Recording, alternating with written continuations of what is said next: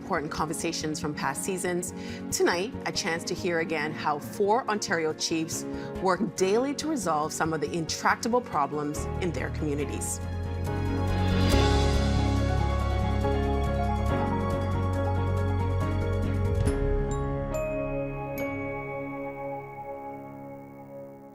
For many of us, having access to clean water may not be front of mind.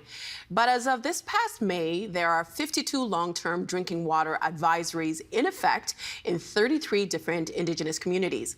107 long-term drinking water advisories have been lifted since November of 2015. We initially taped this discussion in June of 2017. Scugog First Nation was on the cusp of rectifying a drinking water advisory that had been in place since 2008. The Boil Water Advisory is still in effect. The Boil Water Advisory for Curve Lake First Nation is also still in effect.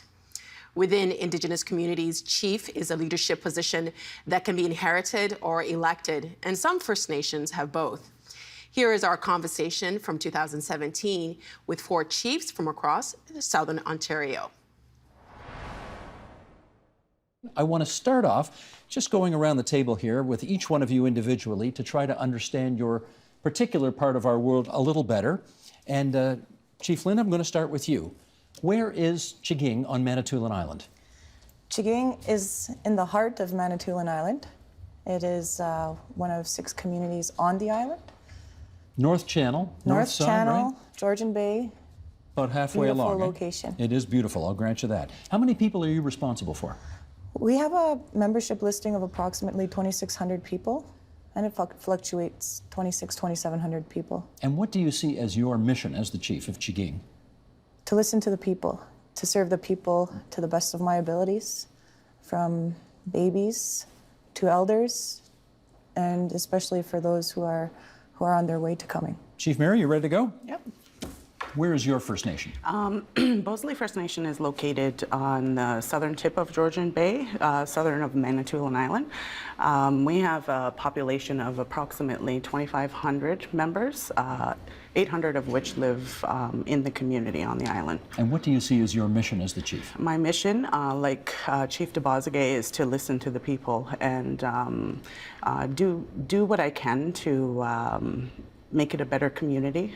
One of the main missions for me is obviously trying to get a new ferry for the community. That's one of the biggest pressing issues that we're facing right now, along with trying to promote and expand our economic development and things of that nature to provide more opportunities and such for our people. Gotcha. Thank you. Chief Kelly, how about you? Where is Scugog Island? Scugog First Nation is on the northernmost point of Scugog Island in Port Perry, Ontario. We have, I think our membership list is up to 278. 278. Small but mighty. We have approximately 100 people on reserve with their families, and then the rest of the membership are spread out across Canada with a high concentration in and around Vancouver, actually. And what do you see as your mission? My mission is to represent the interests of all the people fairly, in a fair-minded way. I want to listen to my people, as do the other chiefs, obviously. I want to secure a financial future for my community and really be a role model to the youth and give them a future that's bright and full of pride. Gotcha. One last question. What are you holding in your hand? It's a tobacco tie, so when I speak with it, it gives me a bit of calming. Gotcha. Okay, Chief Phyllis, where's Curve Lake? Curve Lake is just north of Peterborough. We're on a peninsula between Buckhorn and Chemong Lakes, and we are very much part of the beautiful Kawarthas. How many people? We have about 1,600 currently, but with that, there's an additional a few that are occupying our territory through leases. So they lease the land and contribute to the need to maintain some of our roads, policing, etc. I see. Yes. And your mission, what do you see it as? I much like our women here, we need to listen to our people. For us, it's about development right now. We have a growing population, and we need to ensure that our children and youth are part of that growth, and their future is certainly accommodating, from the perspective of our leadership. And for us, we are a boil water community, boil water advisory community. How long have you been that? We have been having lots of efforts in terms of addressing things for 20 years. 20 years? 20 years, yes. So that development is hindered by the fact that we don't have the good quality water For sure. that we need. More on that to come. Yes. Gotcha. Chief Kelly, what is, in your view, the number one issue that you're facing right now? Much like Chief Phyllis in the Curve Lake community, we're under a boil water advisory. We've been under a permanent drinking water advisory since 2008. But before that time, we were under many repeated BWAs since, the early 90s. So being a community in Durham Region and an hour and a half northeast of Toronto, I was going to it's say, quite unheard of. you are not that far from this studio, and you're having to boil water. Yes. How does that make any sense at all? None at all. Indian Affairs, as I call them, I'm Ministry of Indigenous Affairs, pardon me. Renamed, yes. Renamed. Indian Affairs has been involved with us in our boil water struggles, as well as Health Canada, but they've taken their sweet time in getting the money out. The answer I keep hearing back is that the policies within the department do not match the political promises made by the governing party. So I don't see that as a good enough reason. However, I do believe we are on the cusp of coming to some kind of an agreement or an arrangement with the federal government. What gives you that confidence right now? That's what I'm being informed of unofficially, so I can't quite make it official yet. And until I see something in writing, it isn't official. Now, we've heard 20 years over here for boil water advisories. How about for you? Yeah, so since in and around 1992 for the boil water advisories at Scugog, but a permanent drinking water advisory, which is the sort of next level of severity, since 2008. How do people manage? We bring in water, we have pump houses that we service, we hire qualified water operators and do our best, basically. And as a community, we support our members with bringing in bottled water and the things that they need. But it's pretty tough. And I have a 2-year-old baby, and I can't wait to have clean water in the community for her and all of our kids and our elderly people who all of my people need it, obviously. It's a human right. It's hugely concerning. Chief Phyllis, I want to, you talked to us about the boil water advisory already. What other issues are huge for you at the moment? I think settling our claims is a huge issue, and that's one of the topics our community continue to call my office about or raise in our meetings, our annual meetings and our periodic meetings. They keep saying, when is our flooded claim going to be resolved? When is our Williams Treaty going to be resolved? I think treaties and the agreements that the government have made in the past, they're long-standing, and there is obviously nothing happening, nothing to be made right with all the wrongs that have happened. So you feel very much dependent, am I saying this right, on the government of Canada to sort of make things right? Absolutely. Many promises have been made, especially with this government, and we're still waiting.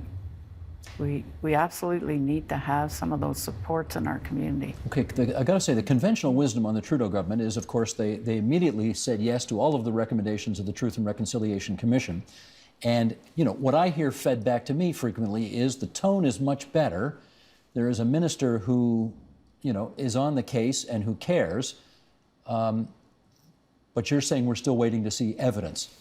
Is that right? I guess I need to remind people that these are calls to action. We have yet to see the action. You've heard the call. It's not enough to be on paper.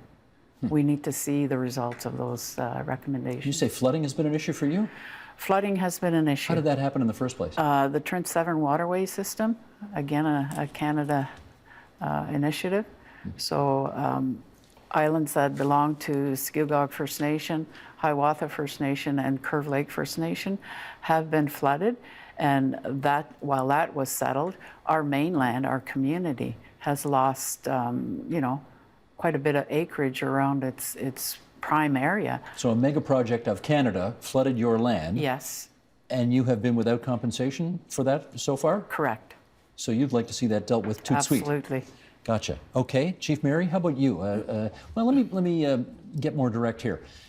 All over the country, in every community, we see issues of drug addiction, we see issues of youth alienation, we see issues of suicide, we see issues of mental health, and we're told these issues are all far more urgent on reserve. Is this your experience as well?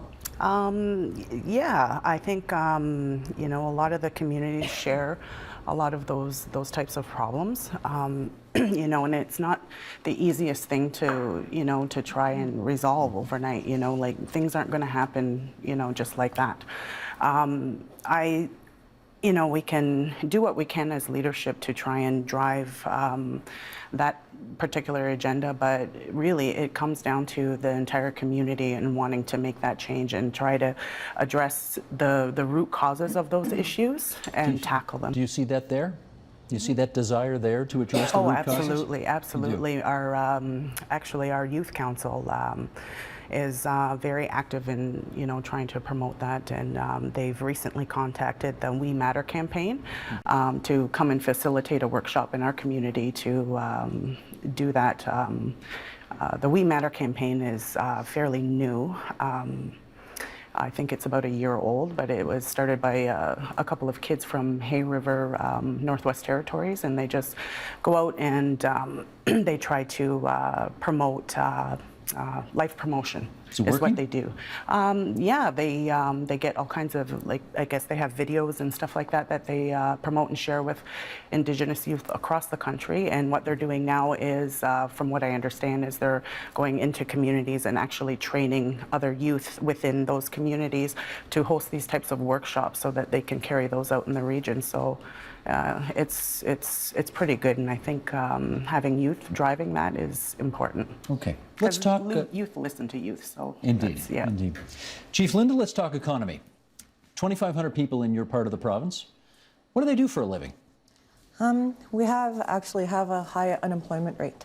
Our largest employer is the First Nation administration itself.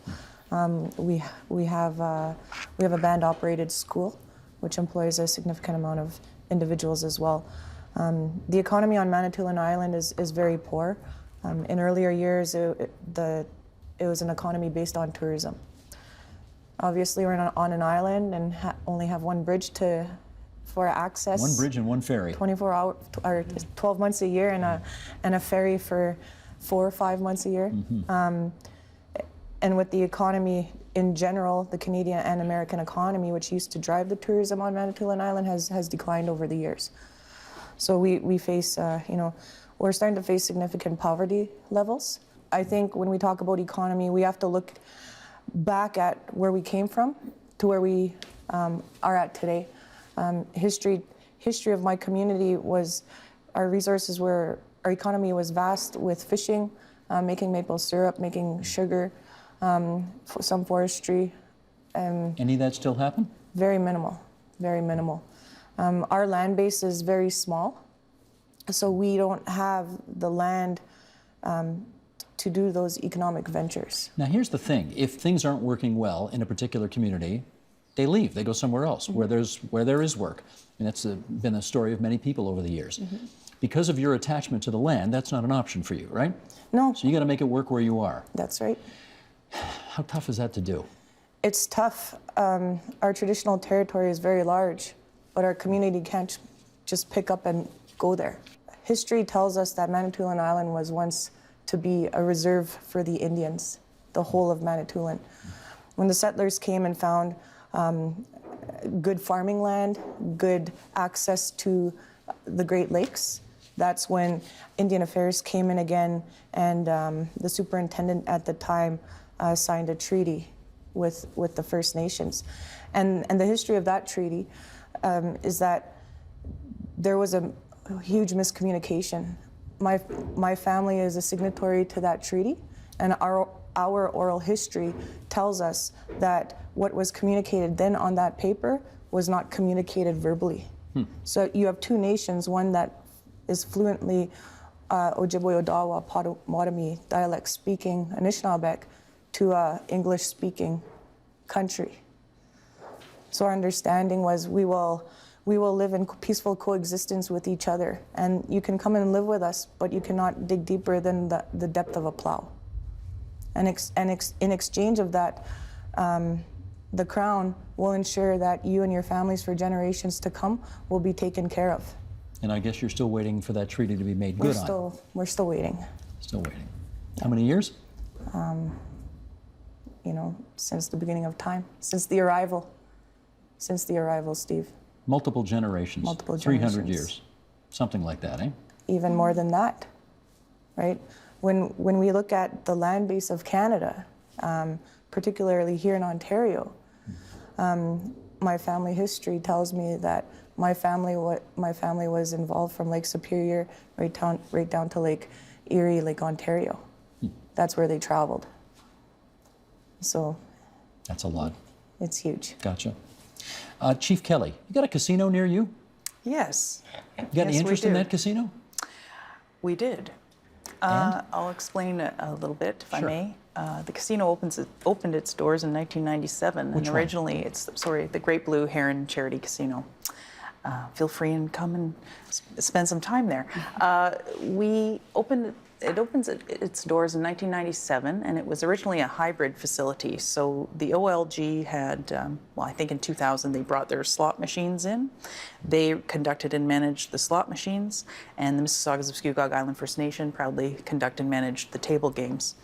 It was a small boutique charity casino, and it has a certain regulatory framework and legal framework around it, such that not all the monies would directly come back to the community per se.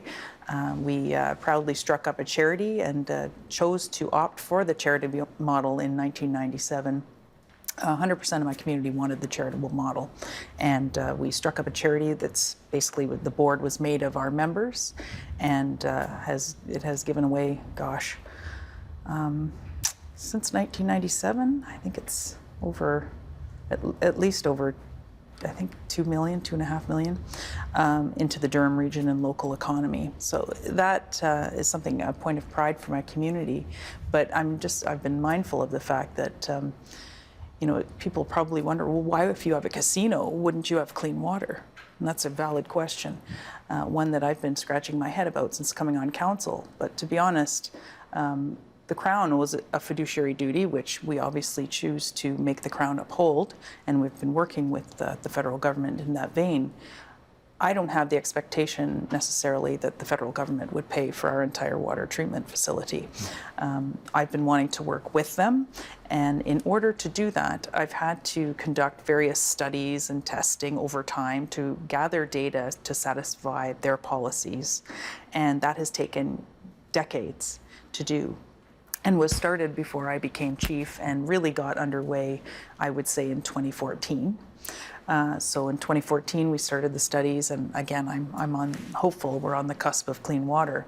But I digress. We're into jurisdictional stuff here, though. That casino money goes to the province, Yes. and the money you need to fix your water is federal money. So Right. we have a disconnect here. Yes, there very, very much there is one. I'd also like to say, I believe it was, when did we sign those agreements? 2015, I think. We signed some new gaming agreements. Now the facility is a commercial one, so the whole conduct and manage authority is resting with the OLG and the provincial government. With the provincial government, yeah. That came out as a host of regulatory changes under the charitable gaming regulations. So we decided to opt in that route under OLG's modernization plan that's now underway. But But are you getting a piece of that action? we do have a revenue sharing agreement, thankfully, and it was as a result of a couple of years of hard negotiations. Are you satisfied with that agreement? Satisfied, I think that would be the word. Okay. Bringing adequate revenues into the community? Just adequate, Just yes. adequate, okay. Fair Yes, enough. indeed. There is obviously in politics in this country a lot more male leadership than female leadership, and I want to explore for a few minutes here whether there's a difference. Okay, Chief Williams, what do you see? I have to mention and honor the fact that our first woman chief in Canada came from Curve Lake, Chief Elsie Knott. I'm the second elected woman chief in Curve Lake, so there was a big span there. I think women are taking their rightful place. I think the fact that, you know, yes, we can run a household, and yes, we can do other things, be teachers, lawyers, etc. But I think there's a place for us in politics. I think there's a place where we need to have our voice. The fact that women are becoming more and more leaders is significant, and I think, you know, being part of those as chiefs' assemblies and such, I see more people going to the microphones and having that voice. In Ontario, I think the last count I researched was that there was about 41 women chiefs in Ontario and about 128 across Canada. Out of how many First Nations? 634 across Canada and 134, yes, So in Ontario. disproportionately low still. It's still low, but our voice is significantly there. Chief Mary, can I ask you if you've run into sexism on the job? I can't say that I have. I think it's been pretty respectful in terms of that. In terms of me being a female and being a leader, I haven't run into any of those sorts of issues. I think in my community in particular, when I was running for the elected position, there was a real push for female to take the lead again. And like Chief Phyllis, I'm the second woman leader. The one before me was former Chief Valerie Meneig, and she has been, you know, one of my mentors throughout the years, and I was very lucky to have her kind of plow the path for the women leaders that are going to follow her. Chief Linda, I want to ask you, you have a bit of a, well, I guess, okay, this is a terrible question for me to ask, but you and I know each other a little bit, so I'm going to ask it already. How old are you? I just turned 35. Okay, so you're not only dealing with potentially issues around gender, but maybe around your relatively young age as well. 35 is a very young age to be the leader of anything. Any issues around either of those things? At the beginning, I mean, like my fellow colleagues here, I am the second elected female chief in my community. The first was former Chief Isadora Bebamash, who still is a pillar in our community, and I look up to her very much as well. When I ran for this position, that was a question of the community. Is she old enough? Is she strong enough? Can she do this? Part of my own growing up and history is that I've always worked hard. I've always attempted to overachieve anything I've ever put my mind to, and I always made sure I fit in somewhere. But you did get those questions, eh? I did, and I do as well today. I get comments from federal government officials. I get comments from provincial government officials. But from just general people, they're pretty supportive. My community is also very supportive now. I feel that since I now have about a year and a half under my belt, prior to that I was a counselor and I was very active. I was very vocal, and I continue to do so within our provincial territorial meetings as well as the national meetings. Do you find yourself having to act, for lack of a better word, kind of tougher in order to overcome whatever prejudices people may have about it? I do have to assert myself to some degrees. Usually those are at initial meetings. After that, it's gone. After that is completely gone. Chief Kelly, how about you? Any issues around sexism in your job? It exists, unfortunately. Working within Scugog First Nation, however, it's been, I'd say, a wonderful experience. We've had female chiefs since the 80s. So there was Yvonne Edgar, and then Tracy Gauthier, who is just retiring from the council now, and she's worked with me for years, and now myself. So, and we've had other women on council as well, very strong leaders. So I feel that Scugog is very comfortable with the nature of female leadership. In fact, I had a baby during my first tenure as chief, and they acclaimed me back into the seat, which was a real honor and a gift. So you didn't have to run against anybody? I didn't have to run against anyone, and they had faith in my abilities, and I'm very grateful for that. So I feel very comfortable that they know that women in leadership have multitude of responsibilities, and they've certainly given me license to do that. Did you want to add something? Yeah, I wanted to add something. I feel that as well, and I observe a lot as well in my role. I feel that us as women leaders, I feel that we're challenged more. That's what I feel. I feel that we're challenged a lot more than a male, and I firmly believe that comes from the male-dominated political culture, and that's not hereditary or traditionally ours as Anishinaabe people. We all recognize that both male and female have roles in our communities. Women in our communities were always leaders. They're life givers. They did have decision-making skills. History tells us that it's the women who determined which men went to war. So we are the heart of our communities. We are the reasons why our communities exist in terms of life-giving bodies. So we do. I feel that my feeling for my community is I'm very protective of it, of all people, whether they live on reserve or off reserve. And I extend my hand to them. And I make myself available to people. I post my cell phone on Facebook. I put my cell phone everywhere. Yeah, you're on Twitter a lot, too. I'm on Twitter, Facebook, all different forms of social media, and I try to stay connected that way. In my current role, the struggles I face is that I don't have an assistant. Unlike, if I make a comparison with provincial governments and my little government, I don't have an assistant. I receive a biweekly honorarium. I don't pay into EI, CPP, pension, nothing. So when we say we are going to be true servants of the people, we are true servants of the people. It's not for me, it's not my benefit or gain. It's for theirs. And that's it for tonight's Agenda in the Summer. Tomorrow, writer and public intellectual Thomas King on how artists have influenced debates about Indigenous issues and the relationship with Canada. I'm Nam Kiwanuka. Thanks for watching TVO and for joining us online at tvo.org. And we'll see you again tomorrow. The Agenda in the Summer with Nam Kiwanuka is made possible through generous philanthropic contributions from viewers like you. Thank you for supporting TVO's journalism.